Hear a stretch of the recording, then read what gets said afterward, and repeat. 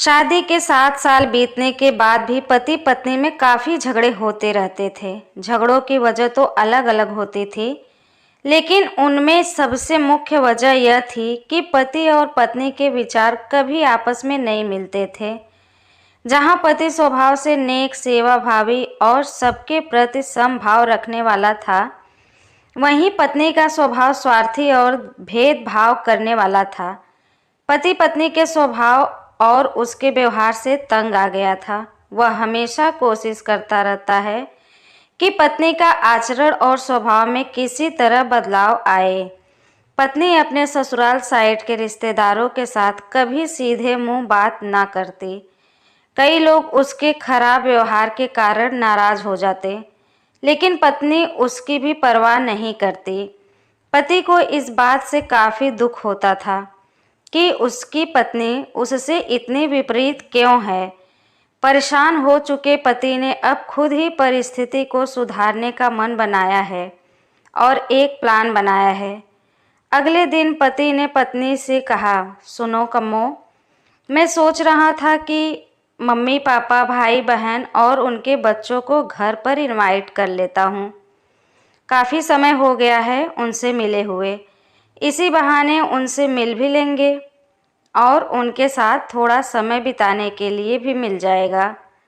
तुम क्या कहती हो?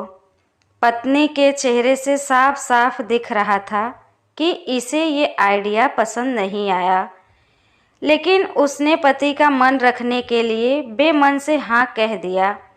पति खुश हो गया और पत्नी को अगले दिन अच्छा खाना बनाने के लिए बोलकर सभी को फ़ोन करके बड़े प्यार से अपने घर आने के लिए न्योता देने लगा। जब पति फ़ोन पर बिजी था तो पत्नी सोच रही थी, ये आदमी भी ना अपने फालतू के कामों से बाज नहीं आएगा। क्या ज़रूरत है सबको घर पर बुलाने की? सब मेरे घर आएंगे और राजाओं की तरह ऑर्डर करेंगे और मैं दासी की तरह उनकी सेवा करूंगी। नहीं नहीं, मैं ऐसा नहीं होने दूंगी। अच्छा खाना तो क्या, मैं इन्हें सादा पानी भी नसीब नहीं होने दूंगी। देखती हूँ कितनी देर टिकते हैं ये लोग मेरे घर। अगले दिन सुबह पति काफ़ी खुश था। जब सिर्फ 2 ही घंटे बचे थे सभी मेहमानों के आने के लिए, पति ने अपनी पत्नी से पूछा, अच्छा बताओ आज सबको खाने में क्या स्पेशल खिलाने वाली हो? पत्नी मुंह बनाते हुए बोली, स्पेशल खाना क्यों? तुम्हारे माँ बाप, भाई बहन कोई मेहमान थोड़ी हैं। उनके लिए कोई स्पेशल खाना नहीं बनाया है मैंने।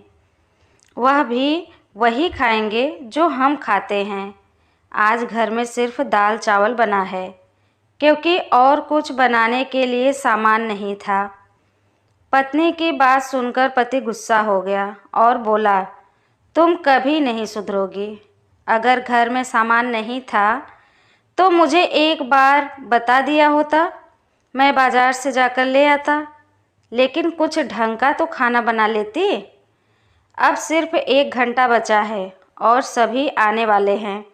मैं क्या मुंह दिखाऊंगा उनको? तुम ही रहो यहाँ, मैं तो जा रहा हूँ। उनके जाने के बाद ही वापस आऊँगा। इतना कहकर पति घर के बाहर चला गया। पत्नी को तब तक पति के बातों का कुछ फर्क नहीं पड़ा था, जब तक मेहमान घर पर नहीं आ गए। और जैसे ही सब मेहमान घर पर आए तो पत्नी के होश उड़ गए, क्योंकि वो भाई बहन, माँ बाप और बच्चे, वह उसके पति के साइड वाले नहीं बल्कि खुद उसी के थे। यानी कि पति ने अपने माँ बाप को नहीं, अपने ससुराल वालों को खाने पर इनवाइट किया था। पत्नी अब काफ़ी परेशान हो गई, क्योंकि अपने ससुराल वालों को परेशान करने के लिए ना सिर्फ उसने सादा खाना बनाया था, बल्कि खाने में ज़्यादा नमक और मिर्च भी डाल रखा था। अपने मायके वालों को सामने देखकर पत्नी हाथ मलने लगी। थोड़ा सोचने के बाद पत्नी ने अपने पति को फ़ोन मिलाया और कहा, तुमने मुझे पहले क्यों नहीं बताया कि मेरे मम्मी पापा और भाई बहन आने वाले हैं? तुम पहले बता देते तो मैं अच्छा खाना उनके लिए बनाती। पति ने कहा, मैंने वही बताया जो मैं मानता हूँ। मैंने कभी तुम्हारे परिवार वालों को पराया नहीं समझा और तुमने कभी मेरे परिवार वालों को अपना नहीं माना। और मैं जानता हूँ कि तुमने यह सोचकर कि मेरे मम्मी पापा और भाई बहन आने वाले हैं, जानबूझकर घटिया खाना बनाया। अब तुमने जो किया है उसे तुम खुद ही भुगतो। मुझे पता है तुमने मुझे इसलिए फ़ोन किया है ताकि बाहर से खाना मंगवा सको, लेकिन मैं ऐसा नहीं करूँगा ताकि तुम्हें तुम्हारे किए की सज़ा मिल सके। इतना कहकर पति ने फ़ोन कट कर दिया। ना चाहते हुए भी पत्नी को अपने मायके वालों को वही खाना खिलाना पड़ा। उसके रिश्तेदार ज़्यादा मिर्च और नमक वाला खाना भी ऐसा सोचकर खा गए कि बेटी से गलती हो गई होगी। लेकिन बाद में जब दामाद ने सारी बात उन्हें बताई तब उन्हें बहुत शर्मिंदगी हुई और अभी उसके बुरा बर्ताव के लिए उसे डांट कर उससे नाराज़ होकर चले गए वो लोग। दोस्तों, अच्छे रिश्ते प्यार और अच्छे व्यवहार से बनाए जाते हैं। सिर्फ खून के रिश्ते ही अच्छे नहीं होते। इस कहानी पे आपका क्या राय है, प्लीज़ कमेंट करके हमें ज़रूर बताइए। अगर ये कहानी आपको अच्छी लगी हो तो प्लीज़ एक प्यारा सा लाइक करिए। हमारे चैनल पे पहली बार आए हैं तो हमारे चैनल को सब्सक्राइब करिए। कहानी सुनने के लिए आपका बहुत बहुत धन्यवाद।